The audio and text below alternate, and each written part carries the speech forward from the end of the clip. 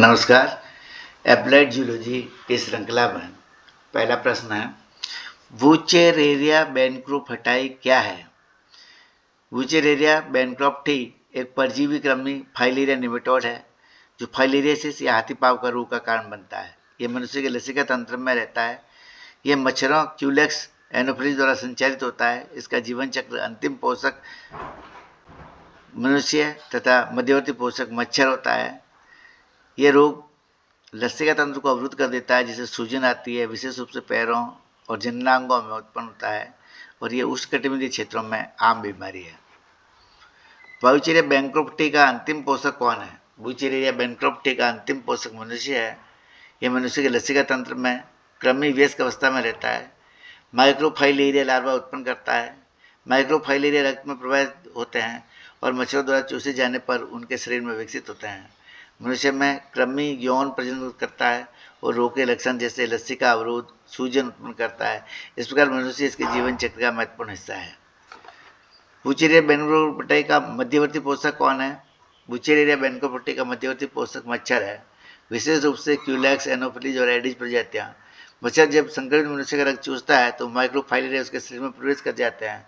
मच्छर के थोरैक्स में माइक्रोफाइलेरिया लार्वा चरणों में L1 से L3 में विकसित होता है और L3 लार्वा मच्छर की लाल ग्रंथि में पहुंचता है, अगले काटने वाले मनुष्य में संचित हो जाता है और इस प्रकार मच्छर रोग प्रसार महत्वपूर्ण भूमिका निभाते हैं। वुचेरिया बैनक्रॉफ्टी का जीवन चक्र कैसे पूरा होता है? वुचेरिया बैनक्रॉफ्टी का जीवन चक्र मनुष्य और मच्छर में पूरा होता है। मनुष्य के लसिका तंत्र में वयस्क कृमि माइक्रोफाइलेरिया उत्पन्न करते हैं जो रक्त में प्रवाहित होते हैं। मच्छर रक्त चूसने पर माइक्रोफाइलेरिया को ग्रहण करता है। यहाँ से वे L3 लार्वा में विकसित होते हैं और मच्छर के काटने पर L3 लार्वा मनुष्य में प्रवेश करता है और लसिका तंत्र में विकसित वयस्क कृमि में बदलता है। यह चक्र रोग के प्रसार को बनाए रखता है। वुचेरिया बैनक्रॉफ्टी के रोग जनन के लक्षण क्या है? वुचेरिया बैनक्रॉफ्टी फाइलेरियासिस या हाथी पाँव रोग का कारण बनता है। इसके लक्षणों में लसिका तंत्र का अवरोध, पैरों, बाहों और जननांगों में गंभीर सूजन, प्रारंभिक लक्षणों में बुखार, ठंड और लसिका ग्रंथियों में दर्द हो सकता है। दीर्घकालीन संक्रमण में त्वचा मोटी और कठोर हो जाती है। यह रोग रोगी की कार्य क्षमता और सामाजिक जीवन को प्रभावित करता है। उष्णकटिबंधीय क्षेत्रों में एक प्रमुख सार्वजनिक स्वास्थ्य समस्या है। वुचेरिया बैनक्रॉफ्टी का प्रसार कैसे होता है? वुचेरिया बैनक्रॉफ्टी का प्रसार मच्छरों क्यूलेक्स, एनोफिलीज, एडिस के काटने से होता है। मच्छर जब संक्रमित व्यक्ति का रक्त चूसता है तो माइक्रोफाइलेरिया उसके शरीर में प्रवेश कर जाते हैं। मच्छर में माइक्रोफाइलेरिया L3 लार्वा में विकसित होते हैं। जब यह मच्छर व्यक्ति को काटता है तो L3 लार्वा रक्त में प्रवेश कर लसिका तंत्र में पहुंचता है और वयस्क कृमि बनता है। ये रोग केवल मच्छरों में फैलाया जा सकता है। नियंत्रण के उपाय। वुचेरिया बैनक्रॉफ्टी के नियंत्रण के उपाय क्या है? वुचेरिया बैनक्रॉफ्टी के नियंत्रण के लिए मच्छरों की रोकथाम आवश्यक है। मच्छरदानी, कीटनाशकों का छिड़काव, जल निकासी, सामूहिक दवा वितरण जैसे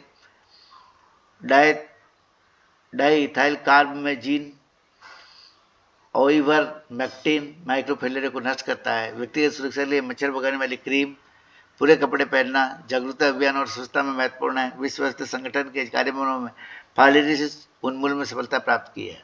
परजीविता और सहजीविता में क्या अंतर है? परजीविता में परपोषी पोषक के पोषण प्राप्त करता है जिससे पोषक की हानि होती है और प्लाज्मा में मलेरिया उत्पन्न करता है। सहजीविता में दो जीव साथ रहते हैं जिनमें से कम एक जीव को लाभ होता है। उदाहरण के लिए परजीविता और सहजीविता पारस्परिकता शामिल हो सकती है। उदाहरण के लिए मूंगे और शैवाल दोनों ही सहजीविता में दोनों जीवों को लाभ होता है। परजीवी एक तरफा हानिकारक होती है जबकि सहजीविता विभिन्न प्रकार से संबंधों को दर्शाती है। प्लाज्मोडियम वाइवेक्स तथा बॉन्फोल्डियम में क्या समानता है? प्लाज्मोडियम वाइवेक्स और दोनों परजीवी है और दोनों मच्छरों द्वारा संचालित होते हैं। दोनों का जीवन चक्र दो पोषकों मच्छर और मनुष्य में पूरा होता है। दोनों रोग मलेरिया और फाइलेरियासिस उष्णकटिबंधीय क्षेत्रों में आम है और सार्वजनिक स्वास्थ्य के लिए खतरा है। दोनों के नियंत्रण से मच्छरों की रोकथाम और दवाएं महत्वपूर्ण है। हालांकि प्लाज्मोडियम में प्रोटोजोआ और वुचेरिया जो है निमेटोड है, ये रोग जनन में अंतर है। प्लाज्मोडियम वाइवेक्स का यकृत से क्या होता है? प्लाज्मोडियम वाइवेक्स के स्पोरोजोइट मच्छर के काटने से मानव रक्त में प्रवेश करते हुए यकृत कोशिका में पहुंचते हैं या वे अलैंगिक जनन द्वारा साइजोन्ट बनाते हैं जो टूट करके मीरोजोइट्स बनाते हैं।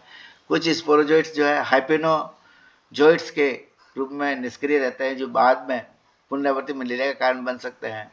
मेरोजोइट्स रक्त में प्रवेश कर लालू कणिकाओं पर आक्रमण करते हैं, जिससे मलेरिया के लक्षण उत्पन्न होते हैं और यकृत चरण रोग के प्रसार में महत्वपूर्ण भूमिका निभाता है। धन्यवाद। जय हिंद, जय भारत।